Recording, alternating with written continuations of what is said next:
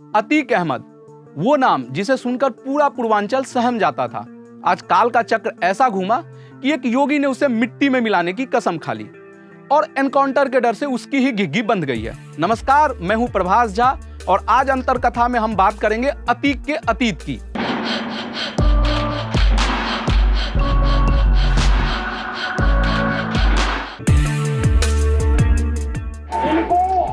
मिट्टी में मिलाने का काम करेंगे। अतीक अहमद अपराधियों के राजनीति में आने का वो स्याह पन्ना है जिससे भारतीय लोकतंत्र का एक पूरा अध्याय कलंकित है। बात शुरू से शुरू करते हैं, यानी अतीक के पैदा होने से। अतीक का जन्म आज के प्रयागराज और तब के इलाहाबाद में 10 अगस्त 1962 को हुआ। पिता फिरोज अहमद तांगा चलाकर गुजर बसर करते थे, तो जाहिर है कि घर की माली स्थिति बहुत अच्छी नहीं थी। महज 17 साल की उम्र में ही अतीक ने हत्या के मुजरिम के रूप में जुर्म की दुनिया में एंट्री मारी। इसके बाद अतीक तेजी से जुर्म की सीढ़ियां चढ़ने लगा। 21-22 की उम्र आते आते अतीक इलाहाबाद में चकिया का बड़ा गुंडा बन गया था और रंगदारी का उसका धंधा चल निकला। लेकिन अतीक इतने भर से खुश नहीं था, क्योंकि उस समय इलाहाबाद के पुराने इलाके में चांद बाबा का खौफ हुआ करता था। अतीक को अपराध की दुनिया का सरताज बनना था और चांद बाबा उसके रास्ते का सबसे बड़ा कांटा था। पुलिस और नेता दोनों चांद बाबा के खौफ को खत्म करना चाहते थे। यह अतीक के लिए मौका था। चांद बाबा के खात्मे के लिए उसे खाकी और खादी दोनों का साथ मिल गया। इसके बाद अतीक इस कदर बेलगाम हो गया कि पुलिस के लिए ही नासूर बन गया। 1986 में पुलिस ने एक दिन अतीक को उठा लिया और थाने नहीं ले गई। शोर मच गया कि पुलिस अतीक का एनकाउंटर कर देगी। घर वाले अतीक को बचाने के लिए कांग्रेस के एक सांसद की शरण में पहुंचे और इसके बाद दिल्ली से वाया लखनऊ होते हुए इलाहाबाद फोन पहुंचा। पुलिस को मजबूरन अतीक को छोड़ना पड़ा। इस घटना के बाद अतीक को यह बात समझ में आ गई कि अपराध की दुनिया में बादशाहत बनाने के लिए उसे सियासत का सादा लिबास ओढ़ना होगा। इधर इलाहाबाद पुलिस भी अतीक नाम के कांटे को हमेशा के लिए निकालने की तैयारी में लगी थी। यह बात अतीक को भी समझ में आ गई थी कि बाहर पुलिस उसे छोड़ेगी नहीं। तो एक दिन पुराने मामले में जमानत तुड़वाकर उसने सरेंडर कर दिया और बाहर अपने लोगों के जरिए यह बात फैलाने लगा कि पुलिसिया कहर की वजह से अतीक बर्बाद हो चुका है। इससे लोगों में उसके लिए एक सहानुभूति पैदा हुई।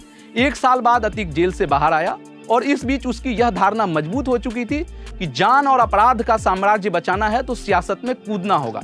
यहाँ उसे साथ मिला उसी कांग्रेसी सांसद का जिसकी वजह से पहली बार उसकी जान बची थी। उसने लोगों की सहानुभूति का फायदा उठाया और 1989 के विधानसभा चुनाव में इलाहाबाद पश्चिम से निर्दलीय पर्चा भर दिया। यहाँ उसका मुकाबला चांद बाबा से हुआ, लेकिन अतीक भारी पड़ा और विधायक बन गया। अतीक के विधायक बनते ही चांद बाबा का पूरा गैंग खत्म हो गया और चांद बाबा की भी हत्या हो गई। जाहिर है आरोप अतीक पर लगा। चांद बाबा के मारे जाने का अतीक को भरपूर फायदा मिला और उसके खौफ का साम्राज्य इलाहाबाद से लेकर पूरे पूर्वांचल तक फैल गया। इसके बाद 1991 और 1993 में भी अतीक इलाहाबाद पश्चिम से निर्दलीय विधायक बना। इस दौरान समाजवादी पार्टी से उसकी नजदीकियां बढ़ने लगी। 1995 के बहुचर्चित गेस्ट हाउस कांड में भी अतीक का नाम आया और इनाम में उसे 1996 में सपा का टिकट मिला और जीत भी मिली। 4 बार विधायक बनने के बाद अतीक अब संसद में बैठने का सपना देखने लगा।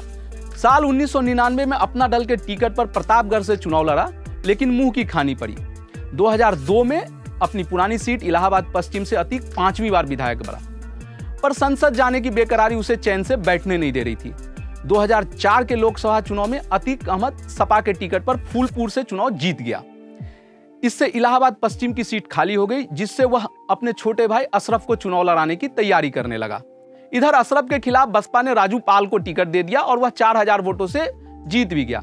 यह हार अतीक को बर्दाश्त नहीं हुई और 1 महीने में ही राजू के ऑफिस के पास बमबाजी और फायरिंग हुई। इस हमले में राजू पाल बच गए। दिसंबर 2004 में फिर उनकी गाड़ी पर फायरिंग की गई, लेकिन किस्मत ने उनका साथ दे दिया। तीसरी बार 25 जनवरी 2005 में राजू पर फिर हमला हुआ, पर इस बार किस्मत उन्हें दगा दे गई। 19 गोलियों से छलनी हो चुका राजू का शरीर जब अस्पताल पहुंचा तो डॉक्टरों ने उसे मृत घोषित कर दिया। 2007 में मायावती की पूर्ण बहुमत वाली सरकार बनी और सपा ने भी अतीक को पार्टी से निकालकर अपना पल्ला झाड़ लिया। यही अतीक के जीवन का टर्निंग पॉइंट साबित हुआ। राजू पाल की पत्नी पूजा उसके भाई को चुनाव में हरा चुकी थी और मायावती ने अतीक को मोस्ट वांटेड घोषित करके ऑपरेशन अतीक शुरू कर दिया।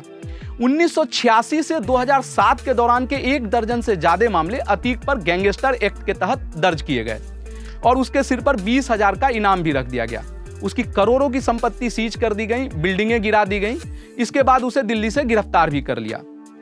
समय बीतता गया और अगले विधानसभा चुनाव का वक्त आ गया। साल 2012 में विधानसभा चुनाव लड़ने के लिए उसने अपना दल से पर्चा भरा और इलाहाबाद हाईकोर्ट में बेल की अर्जी दी। उसके आतंक का यह आलम था कि हाईकोर्ट के 10 जजों ने एक एक करके केस की सुनवाई से खुद को अलग कर लिया। 11वें जज ने सुनवाई की और अतीक को बेल मिल गई।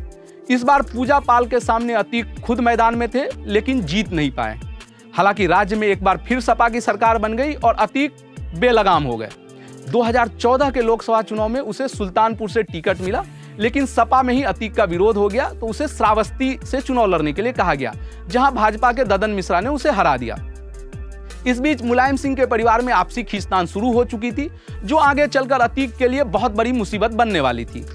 अगले साल होने वाले विधानसभा चुनाव के लिए 2016 में सपा ने उम्मीदवारों की जो लिस्ट निकाली, उसमें अतीक का नाम कानपुर कैंट से उम्मीदवार के रूप में था। 22 दिसंबर 2016 को अतीक 500 गाड़ियों के काफिले के साथ कानपुर पहुंचे। आलम यह था कि जिधर से काफिला गुजरता जाम लग जाता। तब तक अखिलेश सपा के राष्ट्रीय अध्यक्ष बन चुके थे और उन्होंने साफ कर दिया कि उनकी पार्टी में अतीक के लिए कोई जगह नहीं है। अतीक पार्टी से बाहर कर दिए गए। इधर कॉलेज में तोड़फोड़ के 1 साल पुराने मामले में और अधिकारियों को धमकाने के मामले में हाईकोर्ट ने सख्ती दिखाते हुए पुलिस को फटकार लगाई और अतीक को गिरफ्तार करने का आदेश दिया। चुनाव से 1 महीने पहले फरवरी 2017 में अतीक को गिरफ्तार कर लिया गया और सारे मामले में उसकी जमानत रद्द हो गई। तब से अतीक जेल में ही है।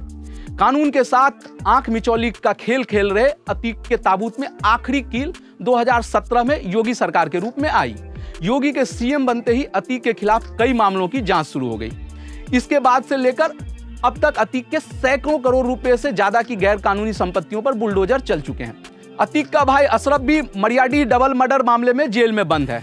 इस बीच 1 सप्ताह पहले 24 फरवरी को राजू पाल हत्याकांड के गवाह उमेश पाल की इलाहाबाद में हत्या हो गई। साथ में उसके 2 सुरक्षाकर्मी भी मारे गए।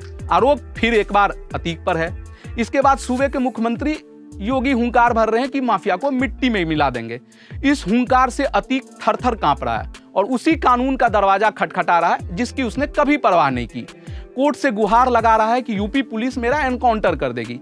सुरक्षा की गुहार लगाते हुए यह भी कह रहा है कि पुलिस की गाड़ी में कहीं न ले जाया जाए, पूछताछ भी वीडियो कॉन्फ्रेंसिंग के जरिए ही की जाए।